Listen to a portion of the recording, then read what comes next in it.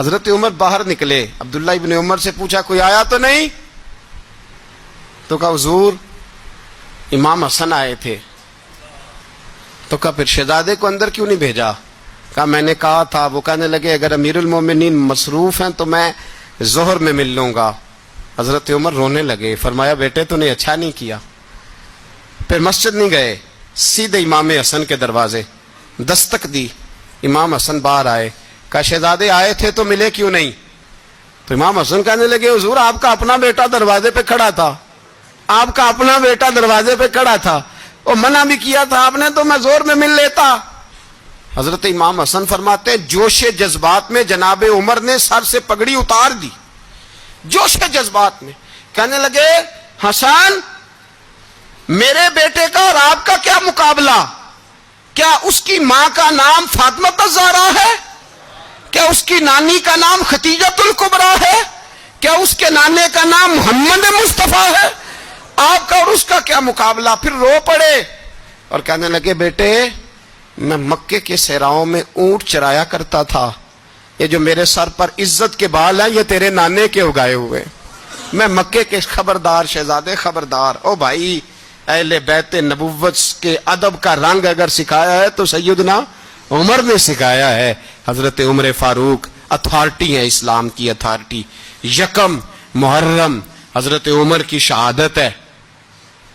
یہودی بول اٹھا، کافر بول اٹھا، اگر 6 مہینے عمر دنیا میں اور رہتے تو دنیا میں کوئی کافر موجود نہ ہوتا۔ 6 مہینے۔ اور جب اس بطل جلیل کا جنازہ اٹھا، اللہ بخاری پڑھیے نا، اللہم ارزقنا شہادۃ فی سبیلک، اللہ بسترے کی موت نہ دینا، شہادت کی دینا۔ عمر شہید ہوئے، مسجد نبوی میں نماز پڑھاتے، اور جب جنازہ اٹھا تو مدینے کا پھر پیچھے جو دلیر بچے وہ مولا علی تھے۔ مولا علی جناب عمر کا جنازہ اٹھا تو سب سے پہلی ہائے جو نکلی وہ حضرت علی کی زبان سے نکلی، اور حضرت علی ساری داڑھی آنسوؤں سے بھر گئی۔ لوگوں نے کہا کہ علی کیا ہوا؟ فرمانے لگے تم دیکھ نہیں رہے جنازہ کس کا اٹھا ہے، پلٹ کے دیکھو تو صحیح، تم پتہ نہیں یہ کون گیا ہے؟ کہ حضور کیا ہوا؟ آپ فرمانے لگے عمر اس طرح کے کام کر کے گیا ہے، اب ان کے رستوں پہ کون چلے گا؟ کون اس کے جگر راہ وفا میں نقش ایسے چھوڑ آیا ہوں، میں جس منزل سے گزرا ہوں وہ اب تک یاد کرتی ہے۔ حضرت علی حضرت عمر کے جنازے پہ کھڑے ہو کے کہتے ہیں اللہ مجھے اس طرح کے عمل کرنے کی توفیق دے جس طرح کے عمر کر کے گیا۔ میرے بھائی بطل عزیز، بطل حریت حضرت عمر رضی اللہ تعالیٰ عنہ جو اپنی زندگی انقلاب والی گزار کے گئے۔ عمر جب دنیا سے گئے تو 80 دینار کا قرضہ تھا، 22 لاکھ مربع میل کا حکمران، اور اپنے بیٹے سے کہنے لگے بیٹے کوشش کرنا تیرے خاندان والے مل کے میرا قرضہ اتار دے، میری قبر پہ بوجھ نہ رہے، اور اگر خاندان والے مدد نہ کریں تو میرے دوستوں سے بات کرنا، وہ مدد نہ کریں تو پھر علی سے بات کرنا۔ ان کا پیار آپس میں اتنا، اور تو اختلاف ثابت کر رہا۔ 80 دینار کا قرضہ چھوڑ کر حضرت عمر دنیا سے گئے، اور جاتی دفعہ کہہ گئے میرے بعد میرے بچوں کو حکومت کے مشورے میں بھی شامل نہ کرنا، حکومت کے مشورے میں بھی میری اولاد شامل نہ ہو۔ اتنا بڑا شخص اتنا بڑا رنگ دے کے یکم محرم کو جب عمر فاروق کا وصال ہوا تو بیٹے سے کہنے لگے اماں عائشہ سے جا کے کہو میرا بھی نبی پاک کے روضے میں دفن ہونے کو دل کرتا ہے۔ ایک قبر کی جگہ ہے اماں جی نے اپنے لیے رکھی ہے، بخاری ہے بخاری۔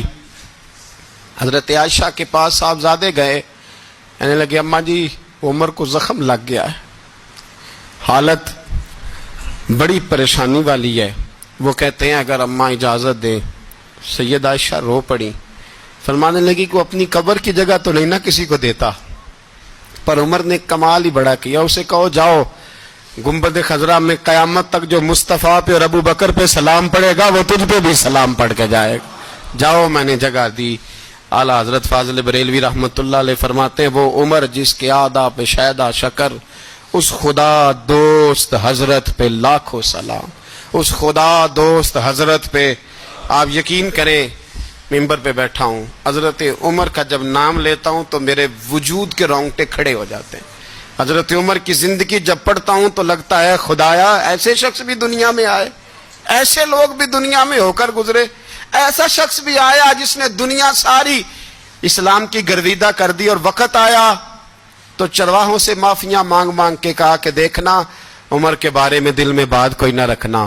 اسی لیے قرآن نے کہا ان الذین آمنوا وعملوا الصالحات اولئک ھم خیر البریہ، فرمایا جو ایمان لانے کے بعد اچھے عمل کرے سب سے بہتر وہی ہے۔ دعا ہے اللہ ہماری نسل کو حضرت عمر کے نقش قدم کا مسافر بنائے۔ آخر دعوانا